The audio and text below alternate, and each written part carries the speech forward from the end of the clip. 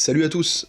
Dans ce tuto, l'objectif sera de créer des silhouettes à partir de photos. La première étape consiste à détourer la silhouette. Je préfère toujours mettre en avant des logiciels gratuits pour que chacun puisse reproduire les tutos. Dans cet exemple, j'utilise GIMP, mais les étapes sont les mêmes pour un autre logiciel de retouche photo comme Photoshop.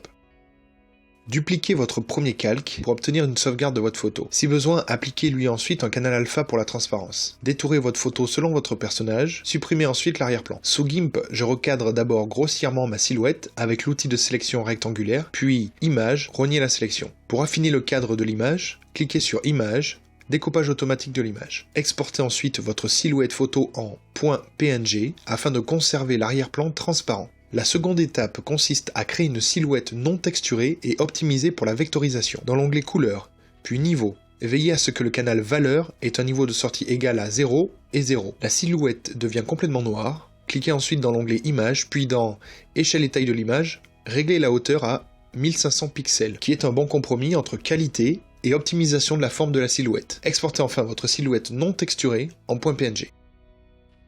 On se retrouve sur Inkscape, qui est un logiciel de dessin vectoriel gratuit. Ouvrez votre silhouette non texturée, validez. Sélectionnez votre image et dans l'onglet Chemin, cliquez sur Vectoriser le bitmap. Dans la fenêtre qui apparaît, dans l'onglet Mode, décochez Adoucir. Puis dans l'onglet Options, supprimez les parasites, taille 1000, décochez Adoucir les coins et optimisez les chemins, tolérance 5. Cette étape permet de vectoriser l'image et d'optimiser au maximum la forme de la silhouette. Validez. Dans l'éditeur XML est apparu un nouvel élément représentant la silhouette vectorisée. Supprimez alors l'élément SVG image. Pour vous montrer plus clairement l'étape que l'on vient d'effectuer, je sélectionne ma silhouette et désactive le fond pour activer ses contours. Exportez ensuite votre silhouette dans l'onglet Fichier, enregistrez sous, sélectionnez le format AutoCAD.dxf et validez.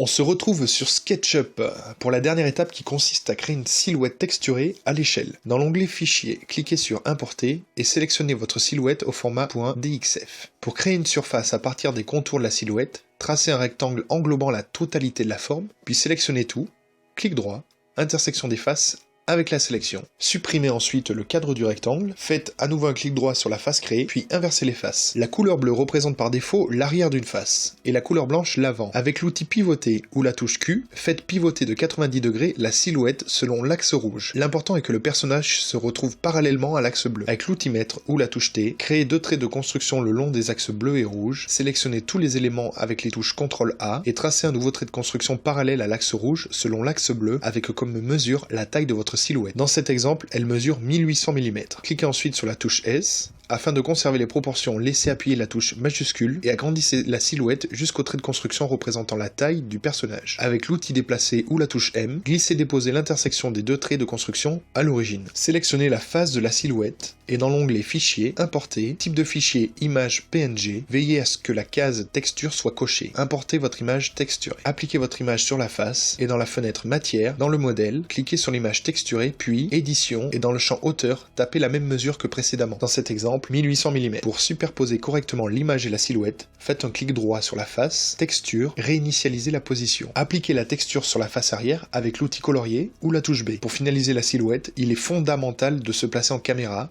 projection parallèle, et caméra, vue standard, face. Créez un trait de construction représentant l'axe de rotation de votre silhouette. Double-cliquez sur la face de votre personnage pour le sélectionner entièrement. Clic droit, créez un composant. Vous pouvez lui donner un nom et une définition, mais l'important est de définir les axes du composant. Rapprochez-vous de l'intersection de l'axe de rotation et de l'axe rouge. Faites un premier clic pour établir l'origine de l'axe, un second clic pour la direction de l'axe rouge, et enfin un troisième clic pour l'orientation du plan horizontal qui est encore sur l'axe rouge. Cochez la case « Toujours faire face à la caméra ».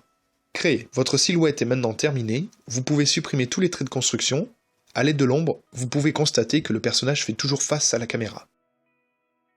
Vous pouvez partager votre modèle en ligne, afin de participer à la bibliothèque de composants SketchUp, et retrouver vos modèles directement depuis la fenêtre Composants. Dans cet exemple, dans le champ de recherche de la fenêtre Composants, je tape le mot Imhotep, et je retrouve tous les modèles que j'ai partagés sur le site de SketchUp. Vous pouvez retrouver le lien dans la description. N'hésitez pas à poser vos questions dans les commentaires, et proposer vos idées de tutos.